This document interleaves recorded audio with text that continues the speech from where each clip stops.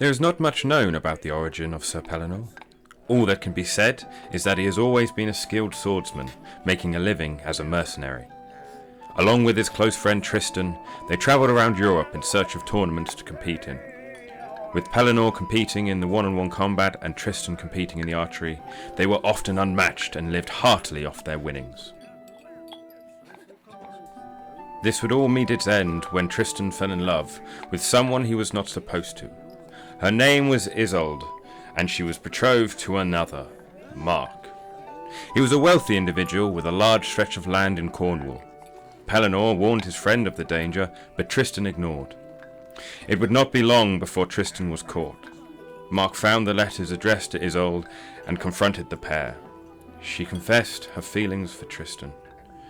Mark became sick with jealousy and lost his senses, slitting Tristan's throat where he stood. The screams from Isolde echoed through the halls.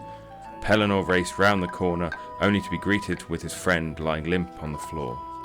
He was flooded with grief and fled, unsure what to do.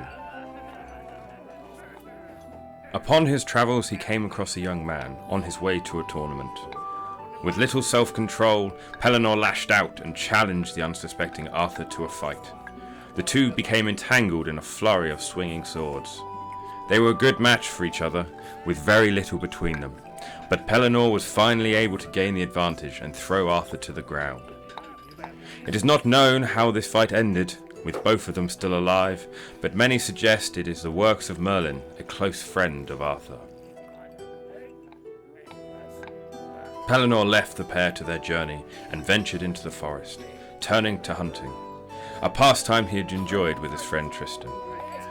News spread of the rise of Arthur, so in search of justice against Mark, Pellinore called in his favour for sparing the king's life.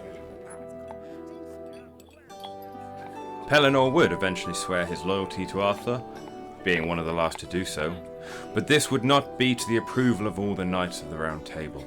A couple of them took some persuasion before trusting an ex-mercenary. After all, he was a man who would sway loyalty to the highest bidder. One of these was Bedivere, a devoted knight and protector of the king and the realm, but more on him next time.